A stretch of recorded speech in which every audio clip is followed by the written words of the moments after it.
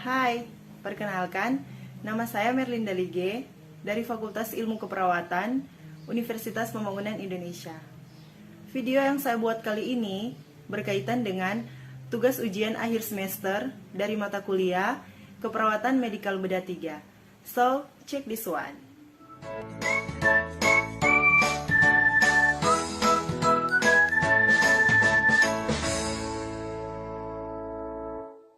Pada kesempatan ini, saya akan membawakan video memberikan penjelasan tentang stroke, yaitu stroke hemoragik dan stroke non-hemoragik.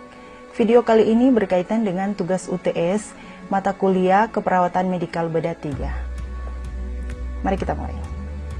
Stroke adalah kondisi yang terjadi ketika pasokan darah ke otak terganggu atau berkurang akibat penyumbatan atau pecahnya pembuluh darah.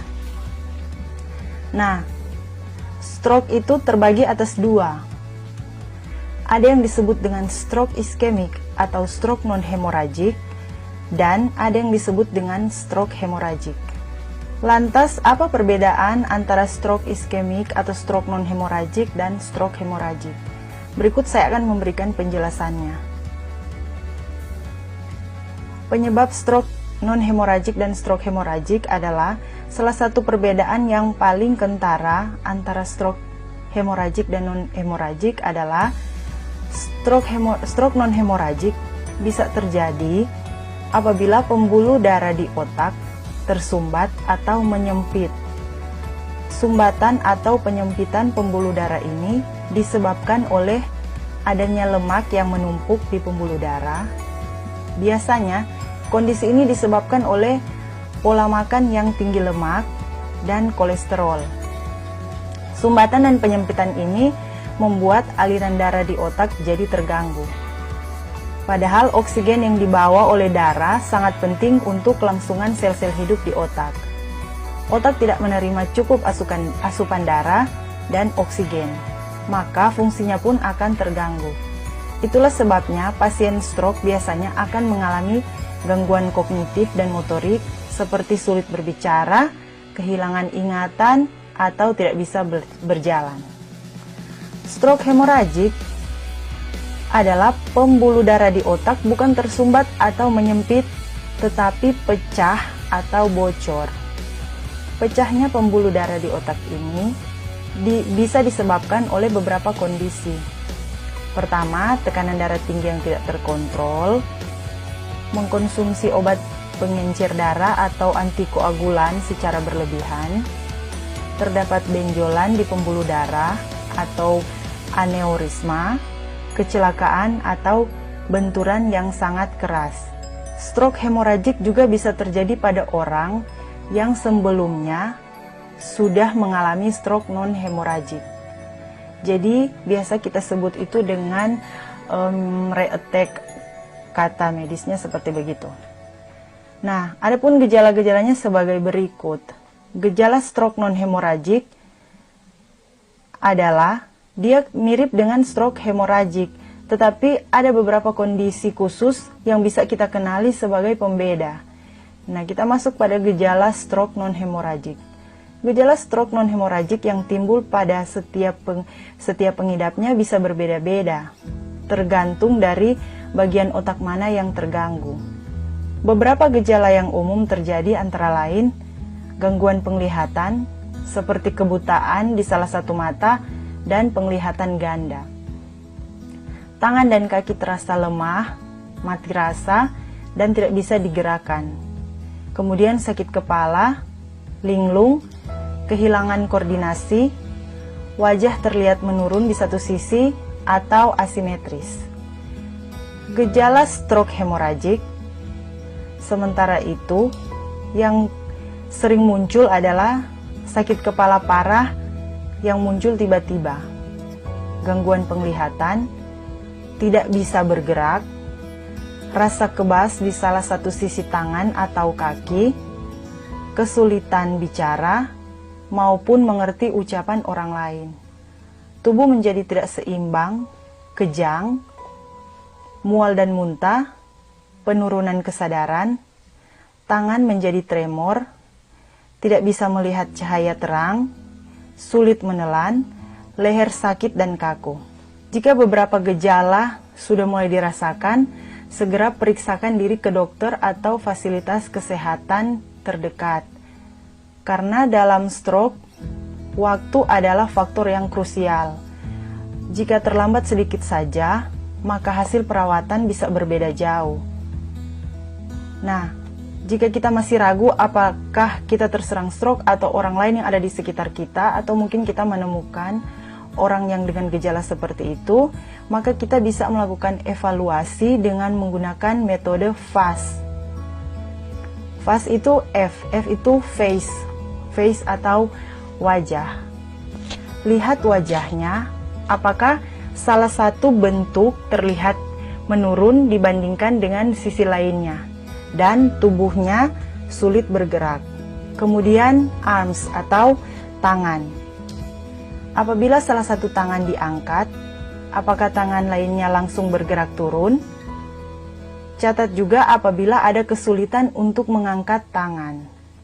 Kemudian speech atau kemampuan berbicara.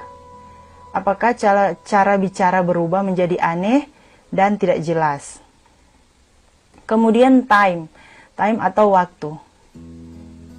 Jika jawaban dari pertanyaan-pertanyaan di atas adalah iya, maka segeralah cari fasilitas kesehatan terdekat.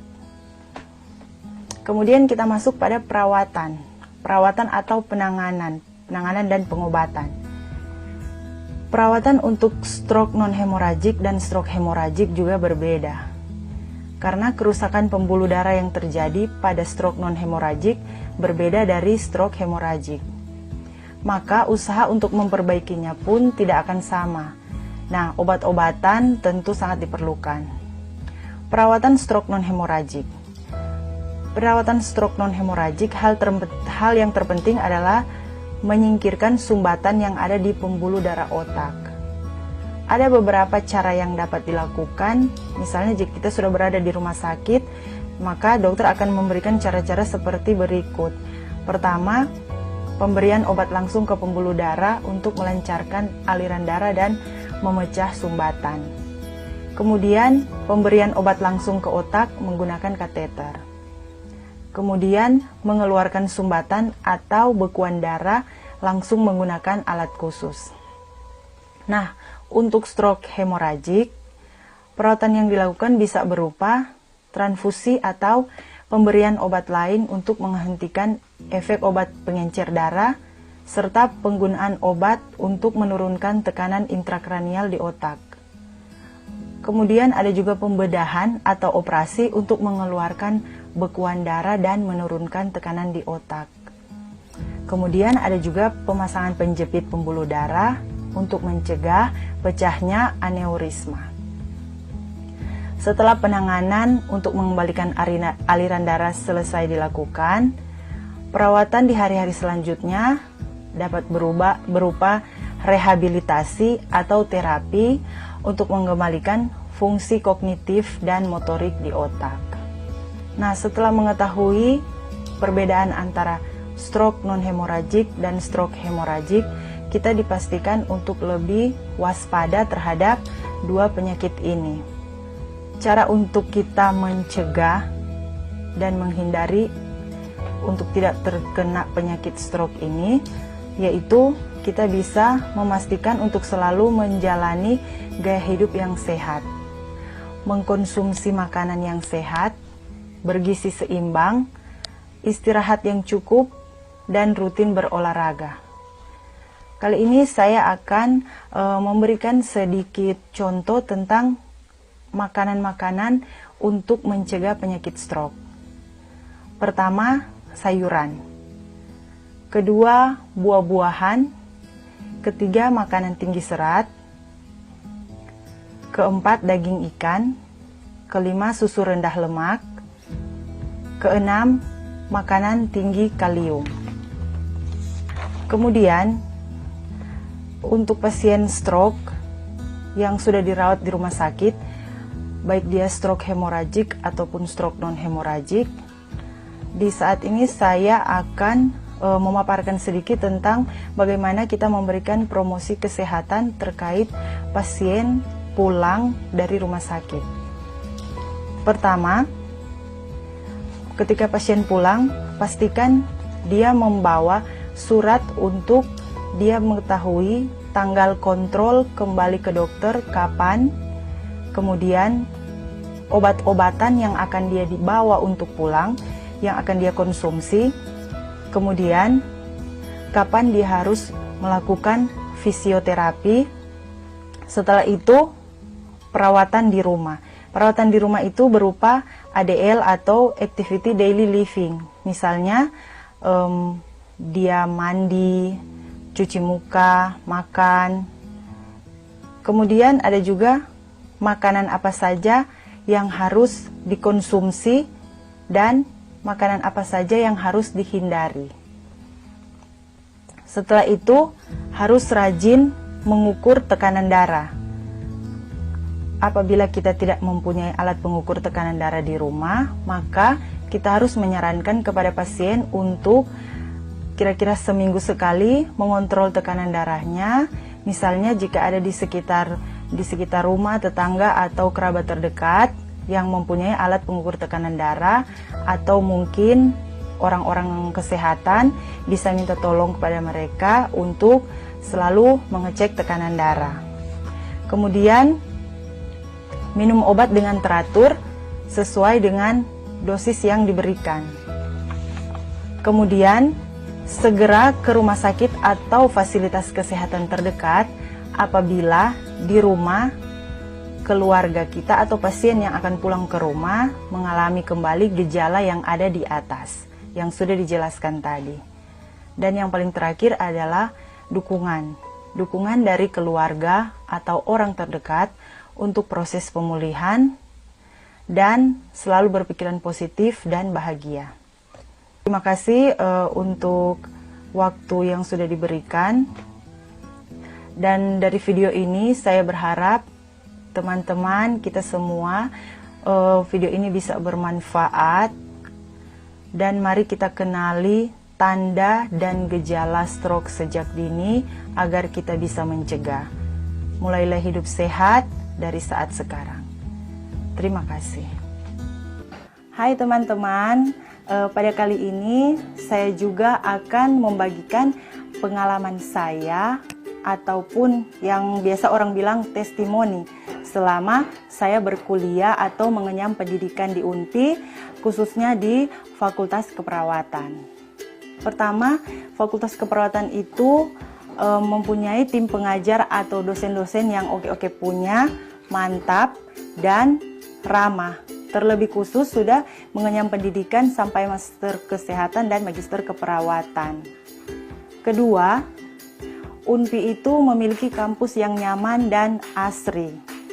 Setelah itu, lokasinya juga dapat dijangkau, yaitu di tengah perkotaan. Nah, bagi teman-teman dan rekan-rekan sekalian yang ingin melanjutkan studi ke ilmu keperawatan, ataupun bagi orang tua yang ingin menyekolahkan anaknya ke Fakultas Keperawatan, tidak usah pikir panjang, mari join with us di Universitas Pembangunan Indonesia yang sudah terakreditasi B. Thank you for watching.